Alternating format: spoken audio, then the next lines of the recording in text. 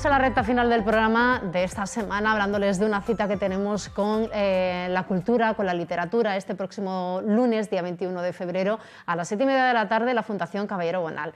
El poeta Amaia Zulueta va a presentar su segunda novela. Se presenta con Oloron, no sé si ahora me corregirá Manuel, que viene a ser un largo poema de amor, pero escrito en prosa. Así que vamos a conocer un poco más de este libro, de esta publicación y también de toda su trayectoria literaria. Manuel, bienvenido, muy buenos días. Hola, buenos días. Bueno, Oloron, así más o menos. Te voy a decir, Oloron-Sainte-Marie es una villa del sur de Francia, al lado de Pau, donde yo estuve de lector de español. Y entonces aquello me marcó muchísimo. Sí.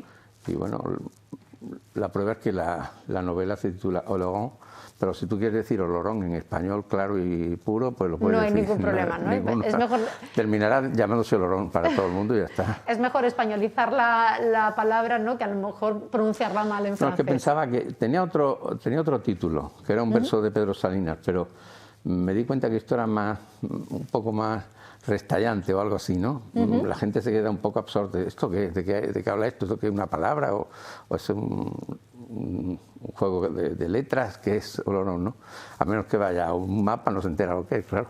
A menos que haya estado también en esa villa, lo cual, bueno, es posible, pero tampoco es muy probable. Es improbable.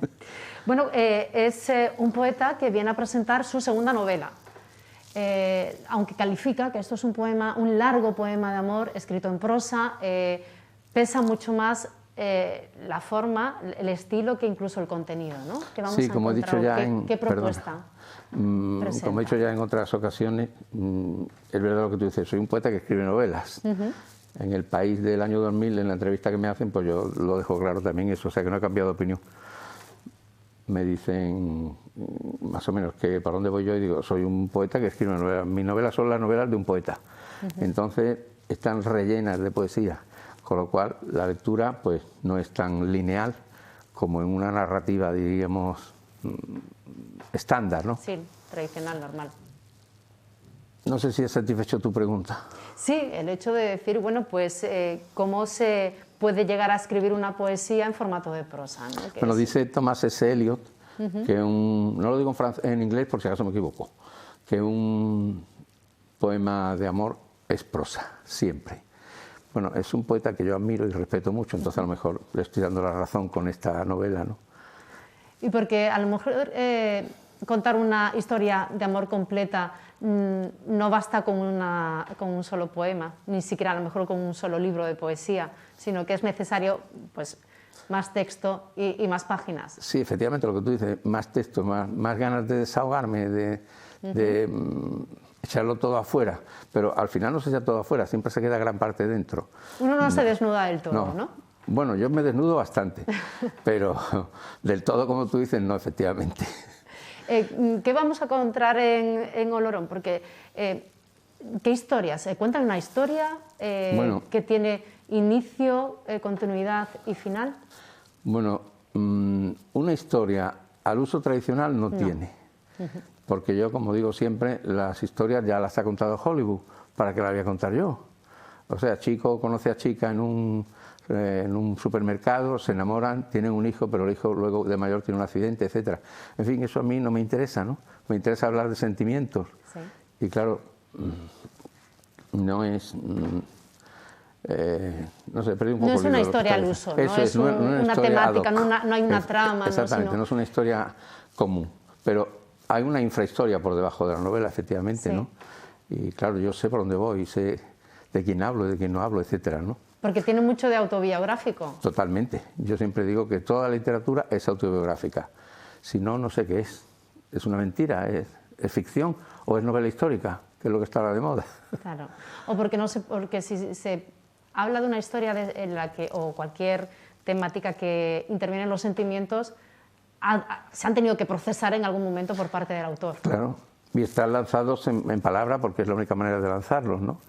Y eso hace que la novela pues no tenga, como te habían preguntado anteriormente, un argumento común de los de siempre. Sí. Es verdad que pasan cosas, pero son cosas más del alma que de la vida, diríamos. No sé cómo decirlo. Es como una reflexión, porque incluso se concentra en pues una noche, una ¿no? reflexión, una rebeldía, una protesta, una venganza, está feo que lo diga, pero un escupitajo. Está feo que lo diga, pero es cierto. Entonces, pues, es todo, me vacío ahí, ¿no? Y la historia, como tú me preguntabas, perdón, no es lo que a mí me interesa más. Quizá me hayas leído en alguna entrevista que me hayan hecho y más o menos voy a repetir lo que he dicho en otras ocasiones, ¿no? Que, por ejemplo, Gustave Flaubert, cuando escribe Madame Bovary, pues a mí me impresiona muchísimo, ¿no? Y él tiene una cita que dice: quisiera hacer una novela que se sostuviera solo con la fuerza interna de su estilo. Y a mí aquello me deslumbró. Pues claro, esto es lo mío. Ha dado la diana Flaubert, 100 años después.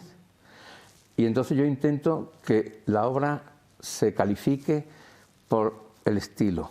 No por el contenido. Claro, porque el contenido es mínimo. Porque una tarde de otoño, un profesor viejo y enfermo, que vive solo, recibe una visita extraña. Una mujer con la que él tuvo una relación muy intensa cuando ella era alumna suya. Y claro, él ya no esperaba aquello. Cuando ella llega, aquello es un impacto brutal, ¿no? Entonces él va recordando todas las cosas que hicieron juntos durante toda lo que duró aquella relación, ¿no?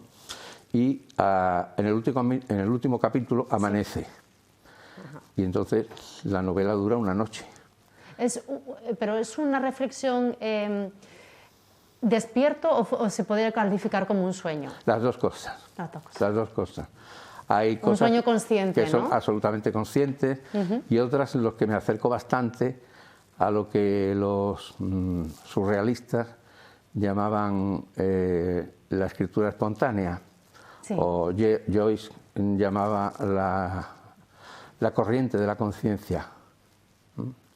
De ahí que no haya un hilo conductor como tal, sino que es un análisis propio de cómo va evolucionando los sentimientos del propio autor. El hilo es lo que él o ella van recordando de toda aquella relación. Entonces, pues, eso es lo que une. Cada palabra va engendrando a la palabra siguiente y así, así. A la larga es una enorme cantidad de palabras. Pero como dijo Mallarmé, la literatura se hace con palabras. Claro. Oloron es una obra que ha ido tuneándose, ¿no? Por utilizar un argot popular, ha ido cambiando, ha ido evolucionando, porque digamos que la base se escribió hace ya 40 años, pero claro, uno va cambiando también y cada vez que se relee, se reedita, se vuelve a vivir, ¿no? A revivir eso que está escrito. Como uno es distinto, también va introduciendo cambios en ese trabajo, ¿no? En esa escritura. Sí, claro. Yo durante muchos años he dado clase en COU, entonces he dedicado muchísimo tiempo a Juan Ramón Jiménez, que es uno de mis poetas súper preferidos, ¿no? O muy amado. Él siempre hablaba de la obra en marcha, es decir, él nunca consideraba que nada estaba terminado, sino que leía y releía y volvía a hacer la primera antología, la segunda antología, etcétera, etcétera, ¿no? Entonces yo, de alguna manera, también pienso así, pienso que una obra no está terminada hasta que no está así, hecha hasta que no está ya editada un paquete en el mercado, de páginas, ¿no? Y ya no se puede cambiar Claro, más. ya no puedo cambiar nada, ¿ya qué voy a hacer? Ya estoy cogido, ya me ha cogido el toro, ya no tengo arreglo. Pero claro, yo, aunque la haya terminado en el 82, en el otoño del 82, yo he ido agregando muchísimas cosas, ¿no? Incluso cosas que a lo mejor no han pasado nunca, claro, y yo me las invento. O ha pasado, no con esta chica, que ya es una mujer hecha y derecha, y que llega en un Ferrari rojo allí a su puerta, y que ya te digo, por la mañana temprano se escapa de allí, se va con su marido a hacer su vida común, solo ha estado allí una noche. En ese sentido, la novela es un poco, yo no quiero presumir ni quiero igualarme con Joyce, pero ahora que también hace el centenario del nacimiento de Joyce, pues mira, no, de la publicación de Ulises de Joyce, pues da la casualidad que la novela en ese aspecto es muy joyciana. Es muy joyciana porque dura también una noche, el Ulises dura un día, como tú sabes. Y Bueno, es la segunda eso novela. es lo que te iba a decir, perdona, que no he terminado. La obra en marcha que decía Juan Ramón, es que la obra no está terminada nunca, entonces esto no está terminado nunca y se van añadiendo cosas que a lo mejor no pasaron nunca en esa relación autobiográfica, pero que eso nadie lo sabe, nada más que yo, claro, efectivamente. Y se añaden contenidos que no pasaron, que quizás con el paso del tiempo se hubiese querido que hubiesen pasado o no, o simplemente, claro. Oye, pues según la experiencia de uno mismo, oye, pues hubiese estado bien que hubiese pasado que yo hubiera esto, querido ¿no? tener y no tuve nunca. Claro. O sea, eso no lo sabe nadie. La novela está ahí, es un objeto literario ya, no forma parte de mi yo. Es un objeto. Y Manuel, es su segunda novela. Antes hemos comenzado si quieres la me puedes hablando... hablar de tú, ¿eh? Que si quieres me puedes hablar de Te tú. puedo tutear.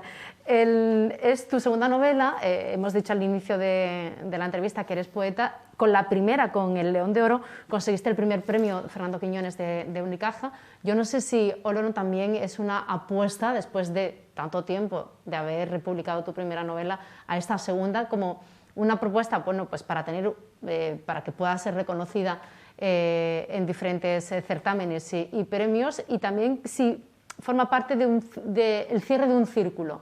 Publicaste tu primera novela, publicas tu segunda y me decías antes de empezar que va a ser la última novela que vas a publicar, aunque tienes escritas novelas que son inéditas. Si no novelas, grandes trozos, ¿no? Que podrían apelmazarse unos a otros o engancharse o encadenarse y salir una novela.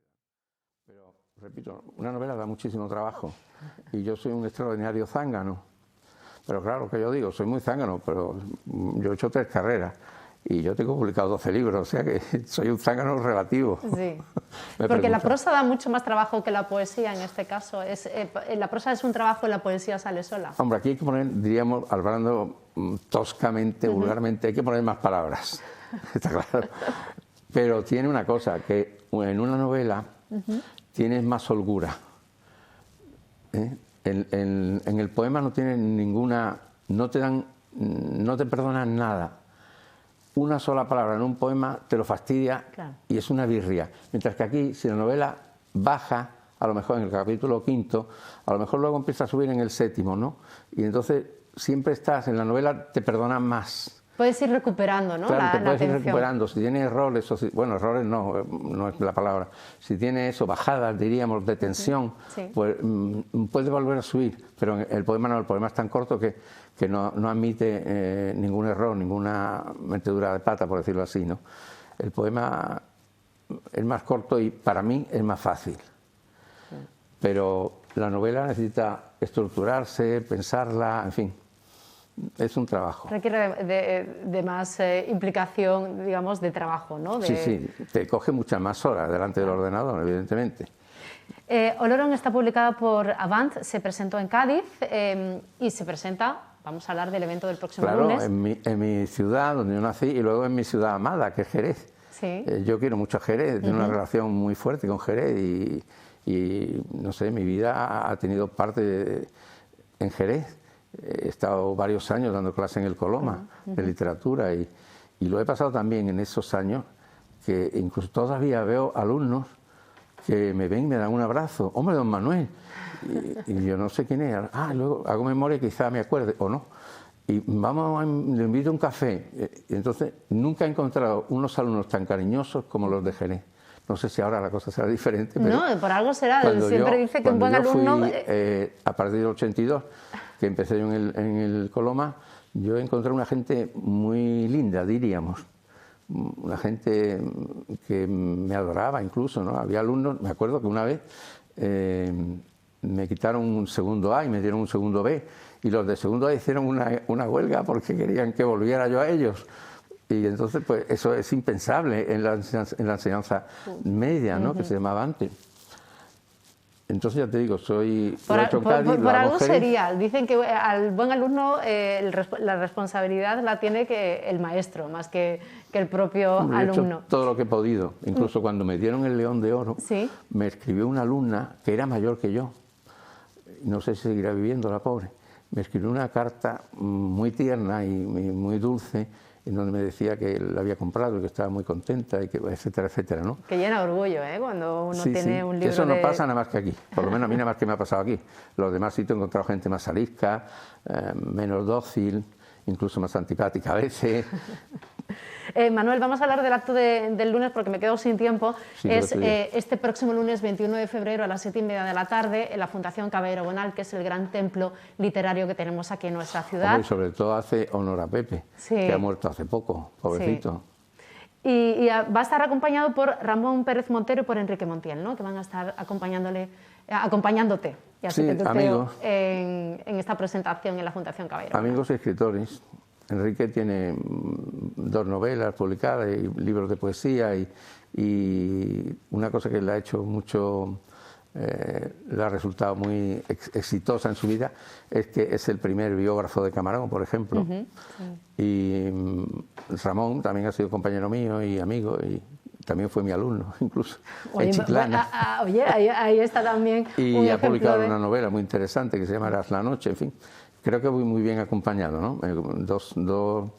Dos toreros donde yo voy bien acartelado, aunque ahora no se puede hablar mucho de los toros. Porque bueno, sí, aquí se puede hablar de los toros perfectamente. Supongo que Jerez no habrá olvidado la tradición taurina. Hombre, teniendo... Porque ya si se pierde aquí, habiendo sido al Paulano, la ciudad de Rafael de Paula, curiosamente yo he tenido que defender a Paula ante gente de Jerez que decía que era un mal torero. Y yo decía, pero coño, si tenéis aquí el mejor torero del mundo para mí, ¿cómo le echáis tierra encima? Nada, y además tenemos la suerte de todavía tenerlo con nosotros.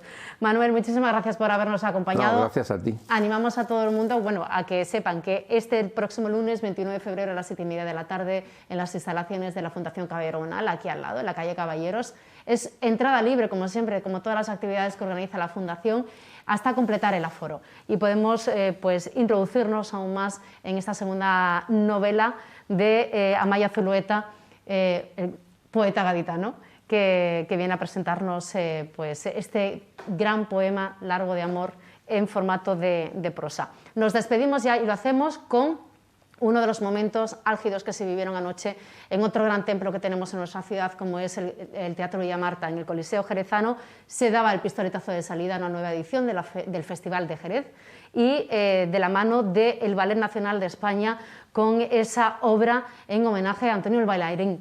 Centenario, Antonio Ruiz Soler, una obra que esta noche también se vuelve a poner sobre las tablas del Teatro Villa Marta. Con estas imágenes nos marchamos, regresamos el lunes a partir de las 10 aquí en Jerez al Día. Buen fin de semana.